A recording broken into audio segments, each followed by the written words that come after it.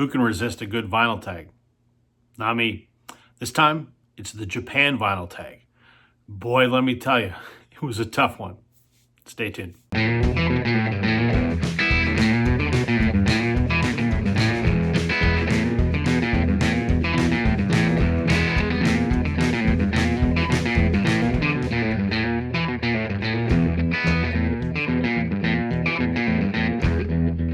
Hey everybody, welcome to Northern Revolutions. I'm Rob. Welcome back if you're returning. Welcome if you're new. Vinyl tag. Everybody loves a good vinyl tag. This is one that started maybe a month ago, I guess, by a channel called Tokyo Record Style, and it is the Japan vinyl tag. I was intrigued, and I've seen several people that I know do it. Most recently, my good friend Brian at Embryonic Robot. He did this a week or so ago. And I've been letting it marinate for a while because, hands down, probably the most difficult of the vinyl tags I've done to date.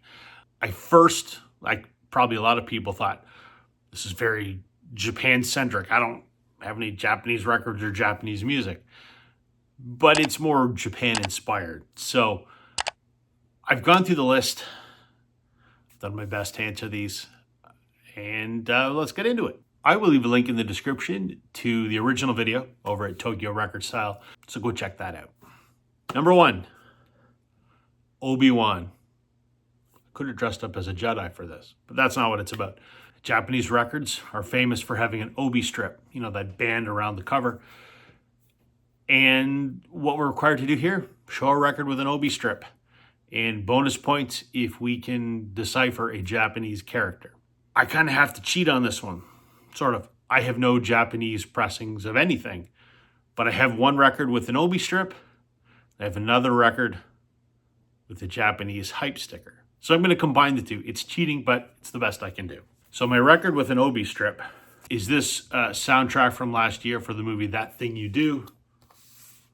There you go. This is an Obi strip. It's not in Japanese. I'm sorry, but this is the only Obi strip in my entire collection.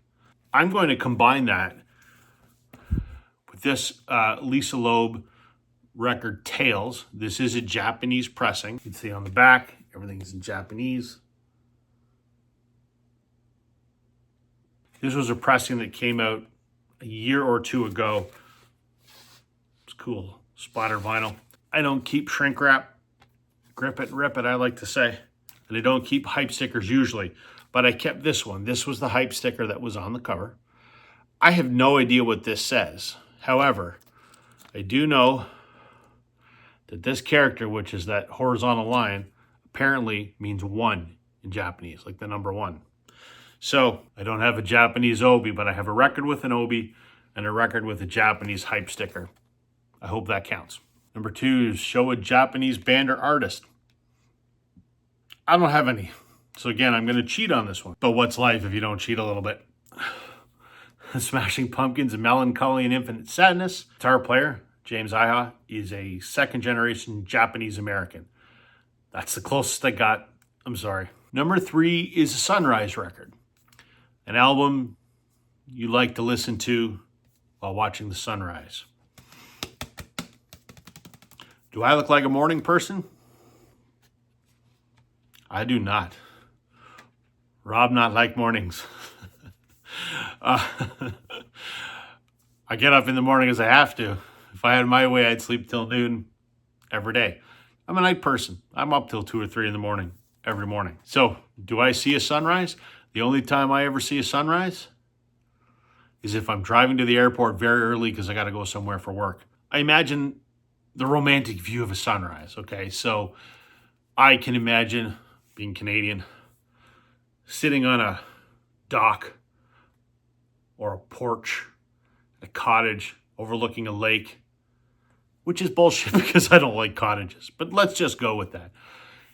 If I was sitting there and, hearing the loons fly across the lake or whatever horseshit goes on in cottage country, and the sun was about to rise, what would I want to listen to? And I'm going to go with this phenomenal record, which is only available on CD. This is a band called the Skydiggers, and this is their album, Number 1 Northern. I want to say this came out 5 years ago, let's say. Skydiggers are a roots rock band from Toronto. Been around 35 years. I'm actually friends with their drummer, Noel Webb. He and I went to high school together. We're still in contact with each other. Good dude. This is a great album of all Canadian covers. So there's some Gordon Lightfoot on here. There's some Ron Sexsmith and a whole lot of other Canadian stuff that you've never heard. But this is just sort of, this kind of has kind of an uplifting vibe to it. It's folk, alt folk, contemporary, whatever, folk. Andy Mays, who's the lead singer, has this very distinguished voice. I don't know how to describe it. I really don't. But it feels comfortable. And, the first song off of here is a song called Bitter Beauty. And I could just, I can imagine listening to that, before the sun rises.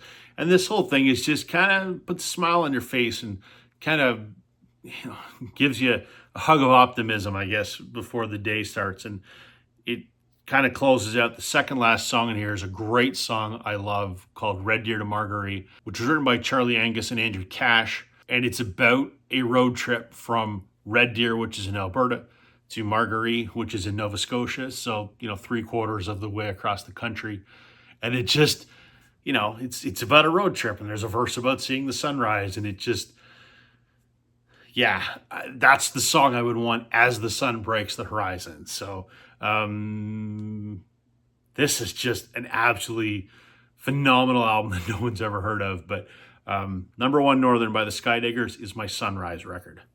Number 4, City Sounds, an album or a record that, has city vibes, urban, sort of feel to it.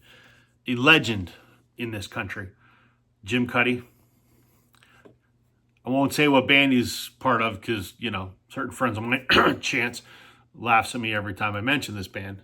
So I won't mention this band.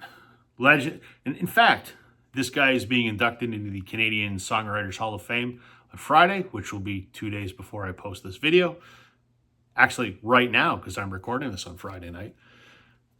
This is one of his solo albums from 2015, and it's called Skyscraper Soul. Very urban. And it is by design. Generally, you see Jim in the sort of the cowboy shirts with the the flowers and shit on them, right? Because his other band, alt country, and that's kind of his solo vibe too. But this was an album about his love of the city.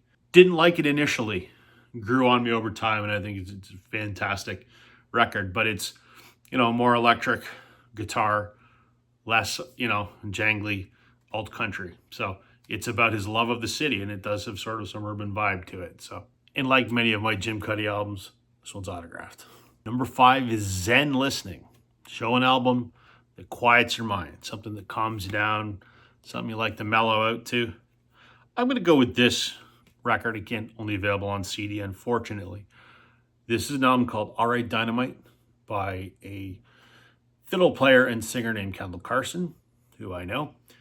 This is a solo album she put out in 2009 on Trainwreck Records, which is a Americana label out of New York that's owned by Chip Taylor, the guy that wrote Wild Thing. This is a really good record. It's bare bones, right? It's a fiddle, minimally. It's a fiddle, acoustic guitar, a little bit of electric guitar, drums, bass, but it's very like coffee shop acoustic kind of thing.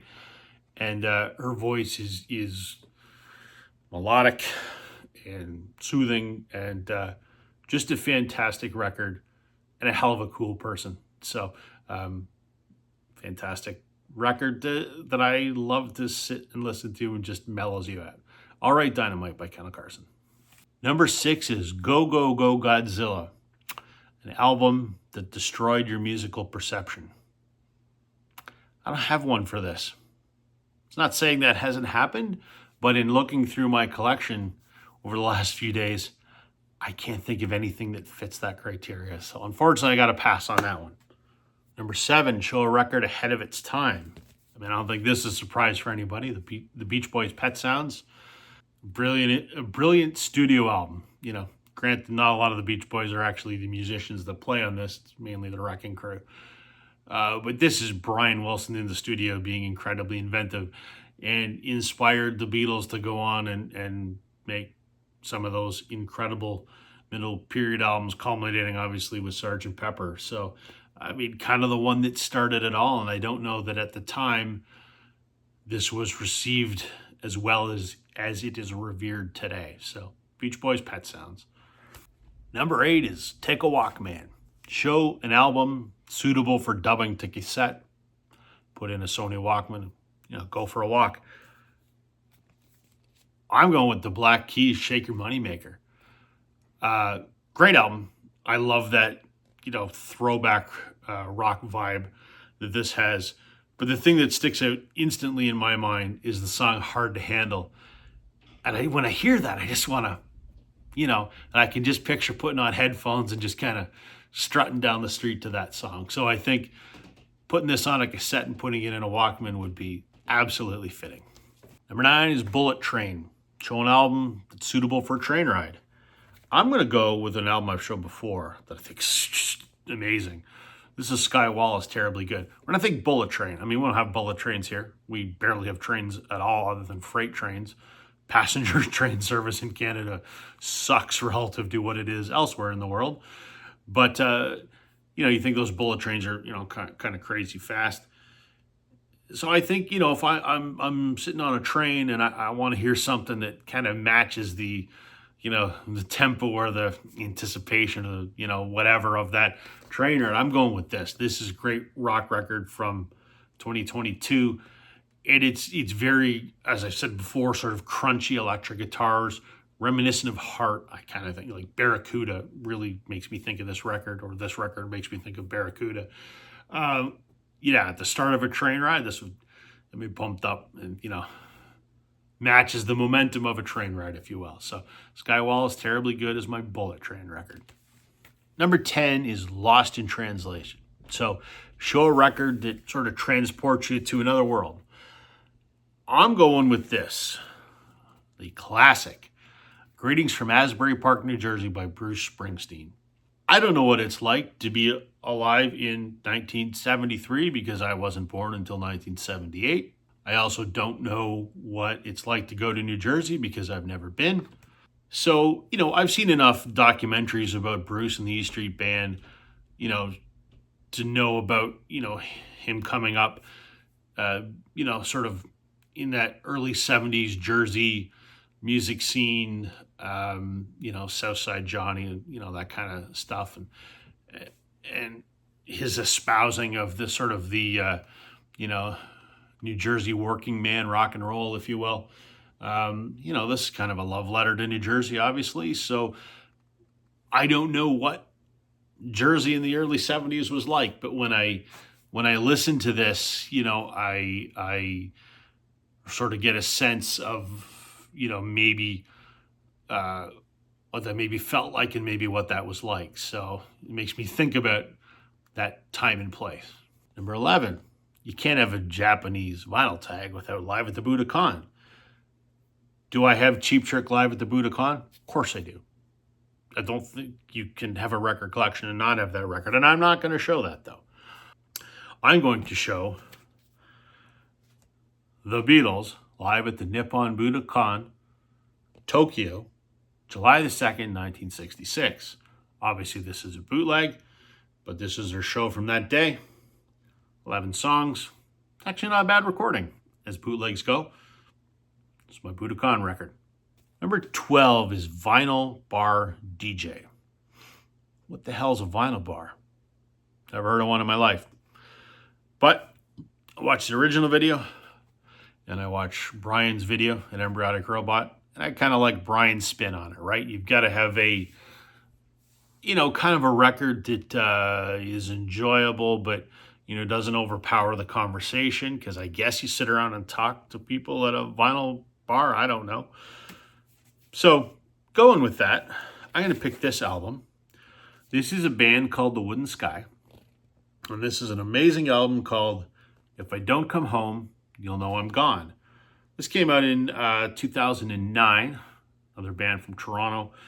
This is kind of a, sort of contemporary folk with you know, or maybe a little bit of a rock tinge to it. But yeah, it's the kind of thing I could imagine hearing at a coffee shop or I guess a vinyl bar. I don't know, but it's an album that you can have a conversation over, but there are certain songs that grab your attention and whoa, but none of it is overpowering. I absolutely love this record. I've seen this band several times. You know, there's a song called "Oh My God, It Still Means a Lot." That's a fun song. The Late King Henry, I mean, everything about this record is just thoroughly entertaining, top to bottom. I don't know what to tell you it sounds like because I don't know anything that sounds like it. But number 13, Island Nation, show a record with an island vibe. I don't own any Jimmy Buffett, so this has been done before, but my only option is Bob Marley, Jamaica, you know. Do I need to offer any more explanation other than that? I don't think so. Number 14 is Monsoon Season, show a record for a rainy day. I'm going to go this route today. And these are sort of mood dependent, I guess.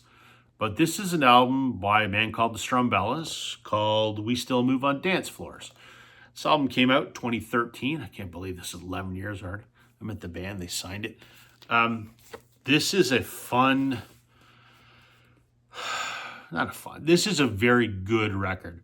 The Strumbellas did have a big hit internationally on their follow-up album to this called Spirits, and that song's annoying as hell. Don't like it.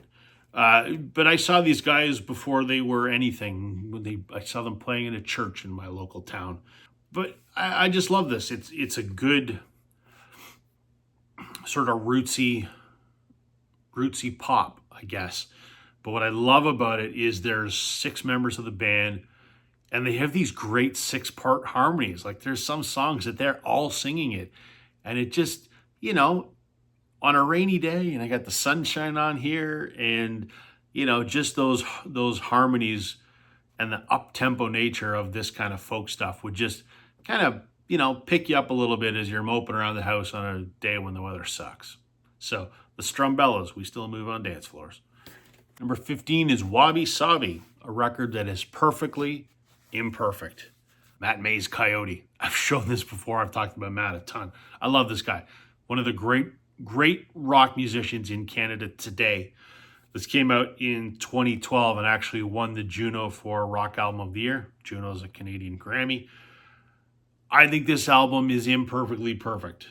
There are a few songs on here that are, I call them like micro songs. They're like a minute long. There's one called Airstrike. There's another one called Drop the Bombs, Madre Padre. They're like songs in between songs. And I don't mind them, but I think they're flawed a little bit. Not fully executed, I guess. But that is counterbalanced by the rest of this album, which is some of the best Canadian rock I have ever heard in my life. Indio, Take It on Faith, Dull Knife, Slow Burning Luck. This album is so goddamn good. It's one of my favorite Canadian albums of all time. So it's imperfectly perfect, and I wouldn't change a thing about it. I got the white vinyl version here. So, Matt May's Coyote. Number 16, Origami Me. You know, show a record with interesting packaging. So, I'm going with this. Rodriguez, Coming From Reality, which is his second album. Now, it has this cover on it, this little, it's not an Obi, but it's a little, whatever the hell this is. I don't know if that counts as part of the packaging, but what's interesting about the packaging is you got Rodriguez sitting on the steps there, but it opens up and there's him on the inside, and then the record actually pulls from the inside here. So, you know, kind of this neat die cut cover. You see the background here, which is kind of a partial drawing of his face, and then he's behind himself, you know, in this weird cutout. So that's the closest I have to Origami. Number 17 is Fusion Frenzy. Show an album that fuses a couple genres. I don't really have any fusion stuff that I can think of, so unfortunately I gotta take a pass on this one. So number 18 is Tokyo Nights. Show a nightlife record. When I think of nightlife records, I think of, you know, an album that you want to put on before you go out to kind of get you hyped up, I guess. I don't go out anymore. I'm 46 years old. I don't like leaving my house. I don't even like leaving my house during the day. Don't ask me to be out past 8 o'clock. I want to be home sitting on my ass.